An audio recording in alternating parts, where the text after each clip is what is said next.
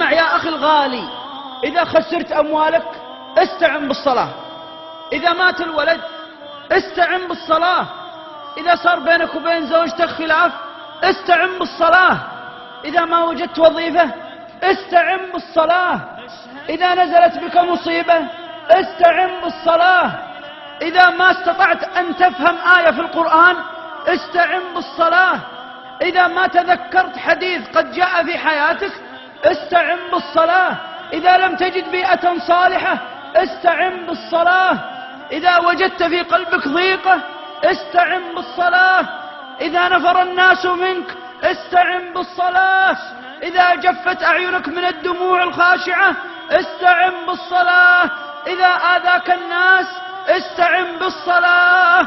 وإن يا أخوة الكرام من هذه الآية تنزل علينا الكرب وتأتي علينا المصائب وتموت الزوجة ويموت الوالدين ويموتون الأبناء وتتفرق الأسر وتطلق النساء. من منا يقبل على المسجد ساجدا راكعا لله وهو يستشعر استعينوا بالصبر والصلاة؟ من منا يجد هذا الشعور في قلبه؟ من منا إذا حمل جنازة أبوه وهو يبكي وذهب به إلى المقبرة عرف أن الملجأ المحراب فأقبل على المحراب؟ من أصحاب الأسهم لما سقطت أسهمهم كان مليونير في الصباح وأصبح مديونا في الليل؟ من منهم انكب على المساجد؟ من منهم سجد وركع؟ من منهم تذكر واستعينوا بالصبر والصلاة؟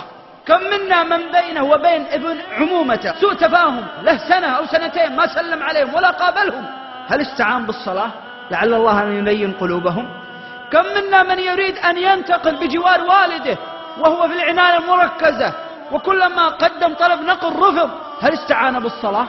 الصلاة ما هي مجرد بس عبادة نريد منها أن نميز كافر مسلم كافر مسلم ونفرح، ونسينا أن الصلاة أعظم من قضية مسلم وكافر. أنت يا مسلم يا من تصلي هل وجدت أثرها ونفعها؟ وجدت لذتها وطعمها وحلاوتها؟ هل حسيت أنك فعلا محتاج للصلاة؟ ولا حسيت أن المسجد محتاج لك تبغى تكثر عدد المصلين؟ هل تشعر وأنت في طائرة وتريد أن تصلي أنك بحاجة إلى الصلاة؟ تجد عندك حاجة ملحة ودموع تخرج من قلبك ليس من عينك، وتقول في نفسك أبي لو سجدة، أبي لو ركعة، بس أبغى أوقف أمام الله عز وجل.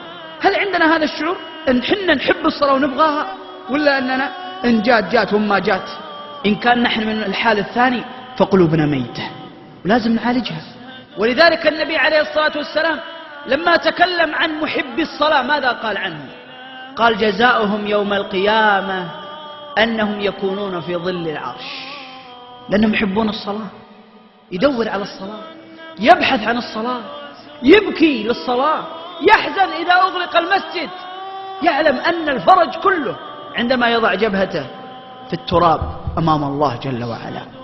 لذلك قال النبي صلى الله عليه وسلم من السبعة الذين يظلهم الله في ظله يوم لا ظل إلا ظله. استشعرت معي الحديث؟ لو تمد يدك يوم القيامة ما في ظل، لو تأتي بأي شيء تريد أن يكون له ظل ما له ظل، لن نجد ظل يوم القيامة إلا تحت العرش. لكن من هو اللي يروح تحت العرش؟ مو أي واحد، سبعة ذكر النبي صلى الله عليه وسلم. من هؤلاء الأصناف السبعة صنف اليوم نتكلم عنهم، تدرون من هو؟ رجل قلبه معلق بالمساجد.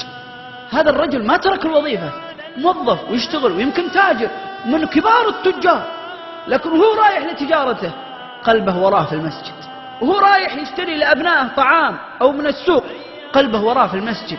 ولذلك قبل الأذان يرفع يشوف الساعة فيقول لأولاده خلاص انتهى السوق الآن المسجد، قلبه معلق في المساجد. اللهم اجعلنا منهم. الله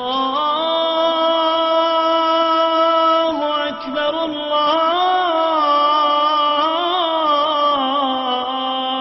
الله أكبر لا